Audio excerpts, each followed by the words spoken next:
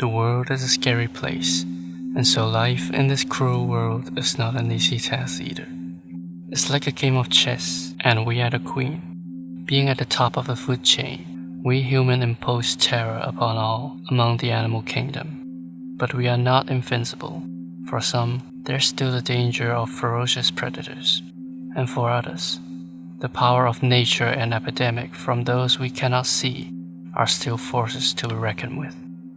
And on top of that, hazards caused by our own kind, war, and technological disasters are things that make us tremble in fear, make every second of our lives feel like a ticking time bomb, make us lose hope on the world itself. From this, beside those who emerges a type of people who decide to leave reality behind and live in their own bubbles, either through the act of physically separating themselves from the outside world, or through causing destructions and take the world that they know of for themselves. Which brings us to Omori and its references to the culture of postmodern Japan.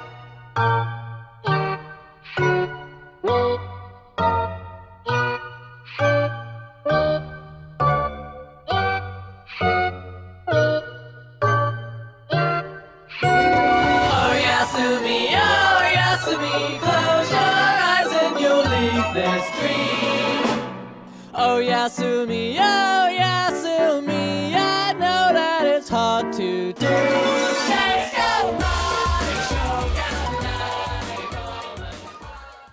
Needless to say, Omori is a fantastic game with interesting mechanics, gorgeous visuals, and an overall well-written, innovative, and emotional story.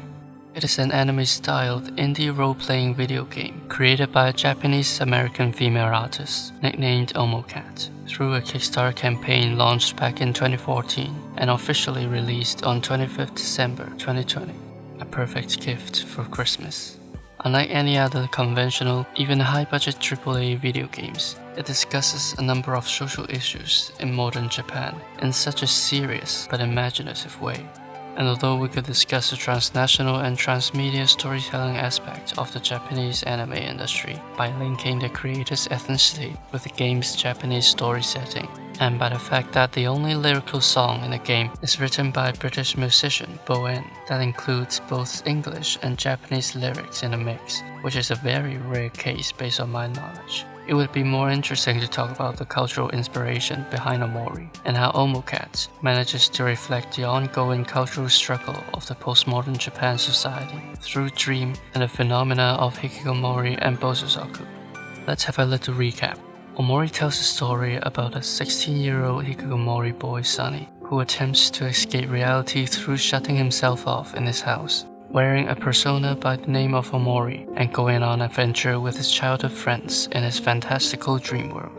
And when his time of moving away from his birth town comes closer, a traumatic event happened from 4 years ago starts to re-emerge from his suppressed unconscious. Side note, some people think that Omori is Sunny's alter ego, but by alter ego it refers to a different personality within a person, which is probably not the case here, since Omori appears to be a being within Sunny's mind that he possesses as an avatar who tries to protect himself from getting hurt by knowing the truth of the incident. From my knowledge of Carl Jung's dream archetypes, Omori is a combination of Sunny's persona and his shadow, since Omori is a mask that Sunny wears throughout his dreams in which he deep down knows as a chaotic being that blocks out his superego in order to achieve its function of wish fulfillment. But for simplification's sake, I will define Omori as a mere persona that Sunny needs to later fight and remove by the end of the normal route. Even though Omori did truly become Sunny's alter ego by the end of the Hikikomori route, which in real life is possible when one has worn a persona so long that they have merged with their true self,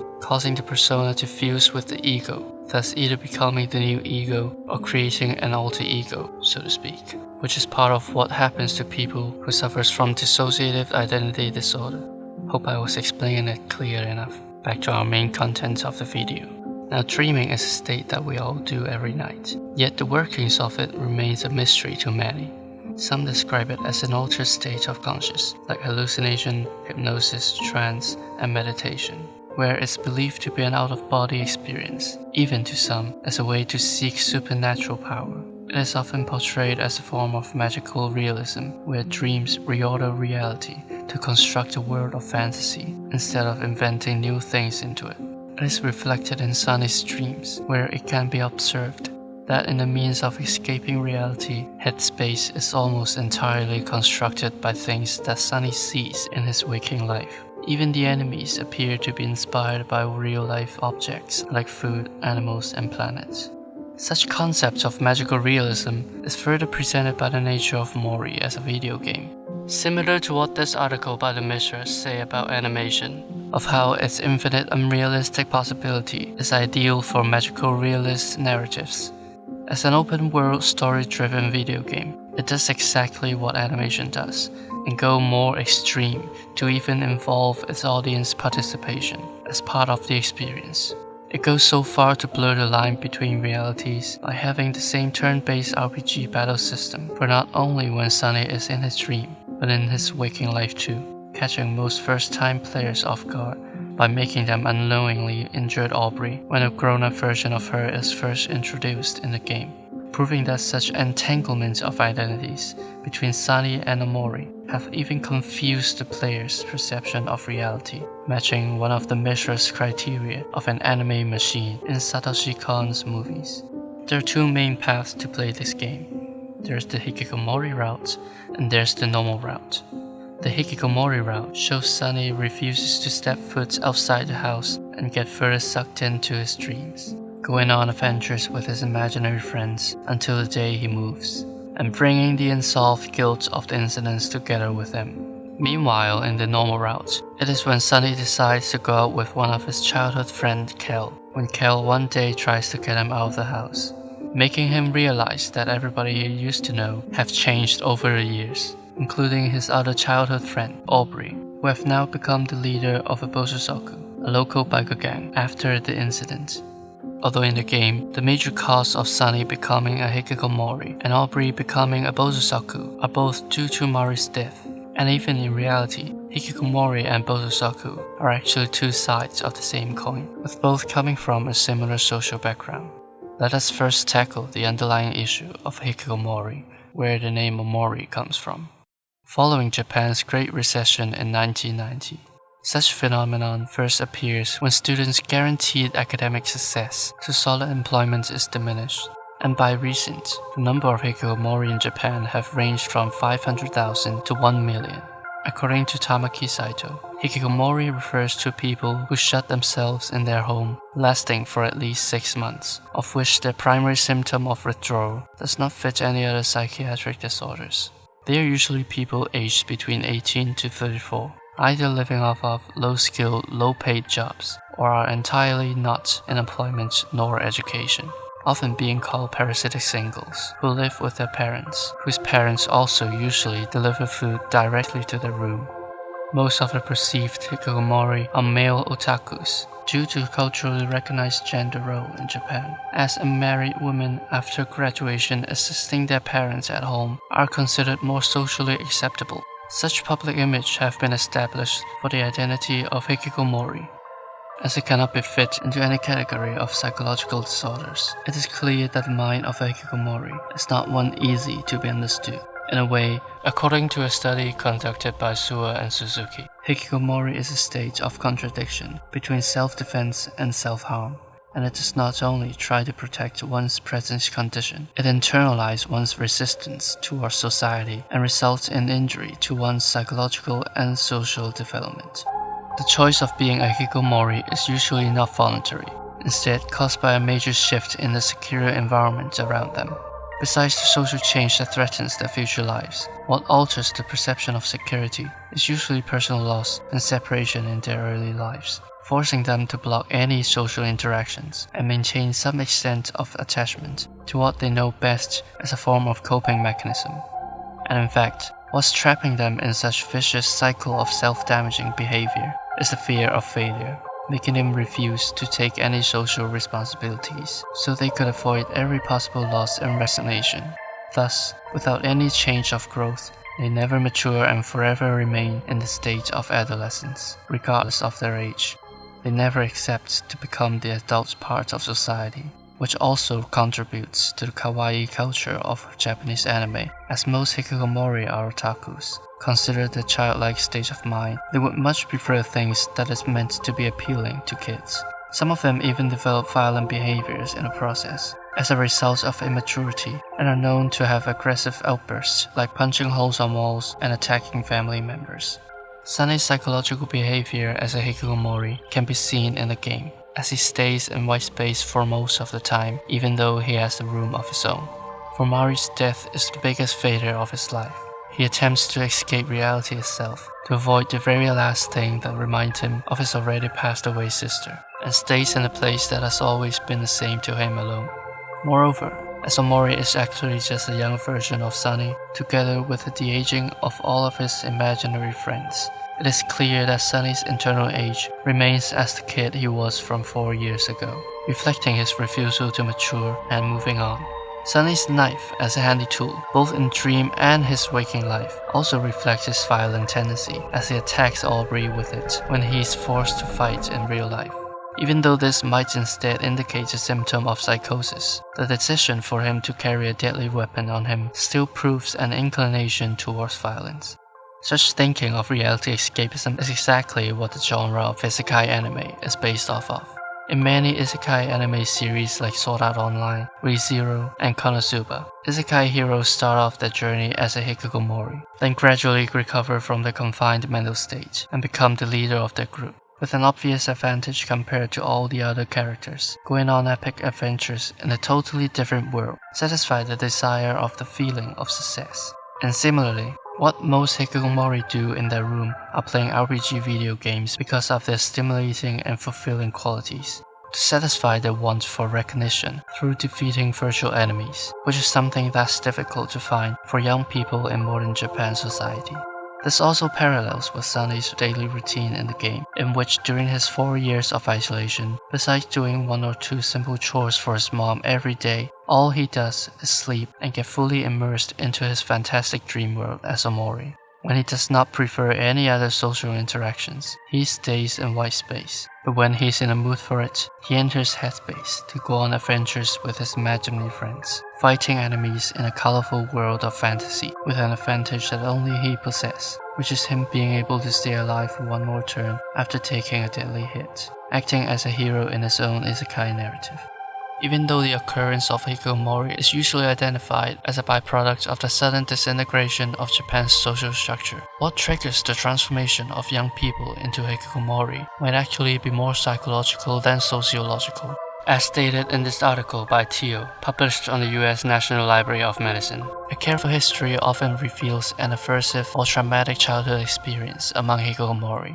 Traumatic experience might be the main drive for people becoming a hikikomori, which is well depicted in several popular modern anime shows like Wandering Priority and Anohana the Flower We Saw That Day. According to the test conducted by Frankova, both groups of hikikomori indicate a high frequency of past traumatic events, in which majority of the test subjects indicate symptoms of post-traumatic stress coming from incidents that pose a strong impact on their lives. It is further verified by this article that negative life experience is one of the major causes of social isolation that could possibly increase the emotional loneliness within oneself, to the point that leads to the loss of relationships and even self-destructive behaviors. This is clearly reflected in the backstory of Mori, as it is revealed by the end of the game on the normal route that it was after the accident of which Sunny had killed his sister Mari by his own hand that he instantly became a hikikomori. For a 12-year-old kid to undergo such an event is not only heartbreaking, but detrimental even, as Sunny had committed manslaughter to a close family member, a crime that induces him to an astronomical amount of guilt in addition to grief. Although the truth was soon covered up by Basil, because of such traumatic experience, Sunny cut ties with every one of his closest friends, even Basil, and shuts himself in his own house, in hopes that years of fantasy immersion would soon drive the guilt away. In the face of trauma and the harshness of society, hikikomori may be interpreted as a form of internalization of one's resistance to the outside world. But before the emergence of such occurrence, a similar but more external display of opposition was already at play. Since the postmodernization of Japan, Youth conflict has already been manifested by the form of gangs and yakuza, and by the time when the size of youth resistance has been shrunk to those with close connections, the formation of Bosozoku emerges.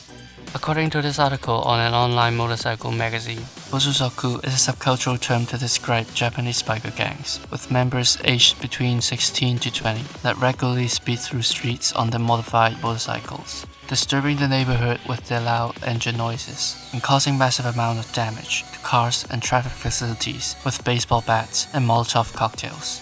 The emergence of Bosozoku started back in the 50s, when kamikaze pilots who craved for excitement and danger returned from World War II. And to cope with the post-war lifestyle, they took the idea of Western movies and established motorcycle clubs that later transformed into today's biker gang. Then soon, females also took part in such activities, as former girlfriends of Bosozoku men decided to take control and formed their own group of women bikers called Kyoshakai. However, since the enforcement of the new road traffic laws in 2004, the number of Bosozoku gang and gang members have fallen drastically since then. In addition to the effect of global economic recession, Bosozoku nowadays are mostly riding scooters in small groups with less extravagant clothing. As depicted in movies like Akira, getting into troubles in extreme speed and being chased by police is Bosozoku's way of entertainment. As explained by an interim report about the psychological studies on Bosozoku by the IATSS, the mentality of seeking temporary pleasure is what leads to their violent nature. Along with the suppressive social environment in rural areas, frustrated youths could be easily influenced by each other by depending on somebody strong in their group, and their aggressiveness would be intensified when presented an outlet to release their resentments. On the other hand, activities like damaging property might just be a type of play, being seen as a form of social control mechanism for their ordinary lives. Moreover, as Bosozoku is labeled a villain in contemporary context, it further worsens their identity deprivation, which may be one of the reasons for their deviant behaviors, as young people are alienated from traditional institutions like family and religion. They may become sensitive to outside threats as they feel like being unfairly treated and develop a sense of incomplete. And by acting emotionally rather than solving problems rationally, they may seek alternative ways to express themselves as a way to dramatize their everyday lives, by the means of creating new experience and self-individuation, and in the process, liberating cultural restraints by their own definition of leisure activities. It is reflected in the biker gang members' dialogue throughout the game, that they are mostly living in their own world, and what they do most of the time has no solid reasons but the objective of having fun. With the fact that Aubrey is living in a single-parent family, in which her mom's a severe alcoholic, plus how the church worshippers harshly judge Aubrey's presence inside the church. In her eyes, everybody else was treating her unfairly, while she is the real victim in times when everyone that she used to know had drifted away and living their own lives as if nothing happened after Mari's death. By acting carefree in such violent ways towards people and become a Bosozoku, she gets to express her anger towards the community she's living in, and able to know a bunch of friends who all they want is self-fulfilling pleasure and excitement. The interim report believes that the over-demand on knowledge acquisition of today's education system is what causes the servicing of Bosozoku. With the lack of moral value education, and instead demand on academic achievements, lesser competitive adolescents develop a sense of alienation towards the social system, thus drop out and attempt to form their own groups to cope with what they know of as a secure environment. Additionally, factors like upsetting personal experience leading to depreciation of reality and premature independence is also a reason for young people to become a Bosozoku. Events that further alienate them from the social norm at such a young age could possibly result in frustration with reality and force them to act independently without proper guidance. It could also be linked back to Aubrey's backstory. Regardless of her academic experience, what triggers her to become a Bosozoku is when everybody has left to grieve in their own way, and when she thought Basil had scribbled off every single face of Mari in his photo album. Thinking that everybody was trying to forget the person that she loved as a family, she started bullying Basil with her Bosozoku friends, and even physically hurt him in public. Her frustration with everybody around her led her down the path of destruction, and with her gang following her as a leader, made her think that she has grown independent and that she is doing the right thing. It is totally understandable how such personal misfortune have transformed a joyful kind girl into a hateful, destructive monster. The problem of hikikomori, although originates from, is not limited to Japan's social situation. In fact, according to Suwa and Suzuki, has also been reported in developed countries, including the US, Ukraine, and other European countries. In this day and age, young people seem to have a harder time integrating into society, as seen from a rising youth unemployment rate. Although Bosozoku happens to be exclusive to Japan, the existence of a unlawful gang has always been a troubling issue to governments. Plus the increasing cases of hikikomori all over the globe in recent years, the trend of reality escapism appears to be a bigger problem than it seems.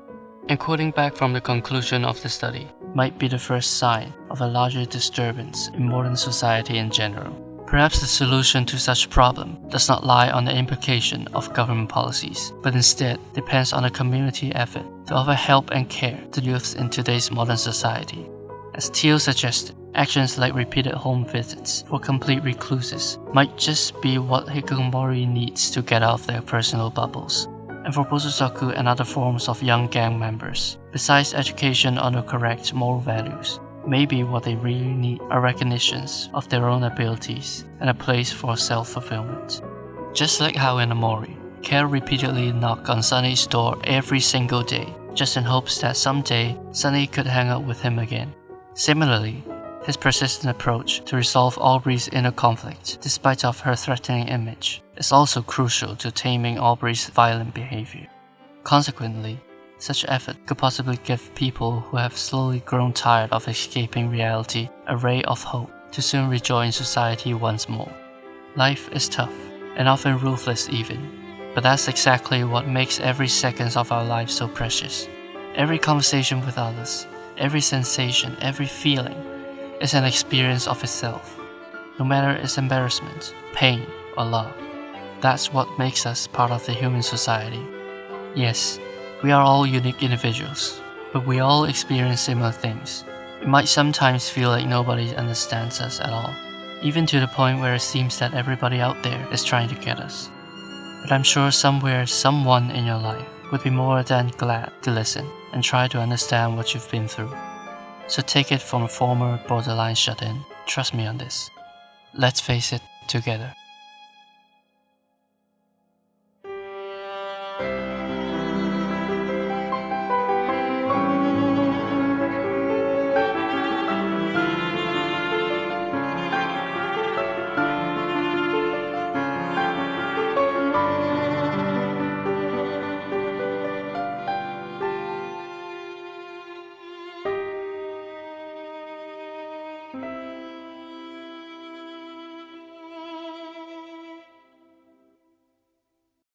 Hey, thanks for watching all the way to the end of the video. I've done some kind of reviews on cartoons before, but this is probably the first time I've done a video essay on a video game. Sorry if it's a bit long for a video, but hey, if you're still here, I guess it means it's not too bad after all. Anyways, please tell me what you think down in the comments, and I'll catch you next time. Bye.